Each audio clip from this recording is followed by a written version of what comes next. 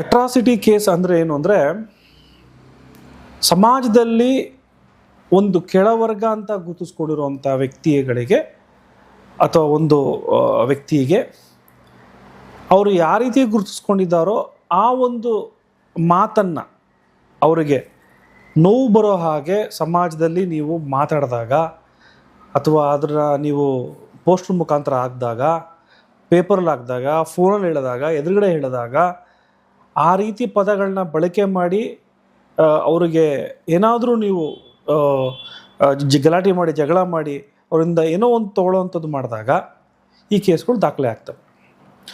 ಭಾರತದಲ್ಲಿ ತಮಗೆ ಗೊತ್ತಿರೋ ಹಾಗೆ ಈಗಲೂ ಕೂಡ ಶೋಷಣೆಗೆ ಒಳಗಾಗಿರುವಂಥ ಕುಟುಂಬಗಳು ಖಂಡಿತವಾಗ್ಲೂ ಇದ್ದಾವೆ. ಎಷ್ಟೋ ಜನ ಸಂವಿಧಾನವನ್ನು ಬಂದಾಗ ಸಂವಿಧಾನ ಬರೆದಂಥ ಮಹಾನ್ ವ್ಯಕ್ತಿಗಳು ಕೂಡ, ಡಾಕ್ಟರ್ ಬಿ ಆರ್ ಅಂಬೇಡ್ಕರ್ ಕೂಡ ದೇವತಾ ಮನುಷ್ಯ, ಅವರು ಕೂಡ ಹೇಳ್ತಾರೆ, social security and economical security, social respect, economical status security ಎಲ್ಲವೂ ಕೂಡ ಸಿಕ್ಕಿದಾಗ ಆ ಶೋಷಣೆಯಿಂದ ಆಚೆ ಬರ್ತಾರೆ ಅನ್ನೋದೇ ಅದರ ಕಾನ್ಸೆಪ್ಟ್.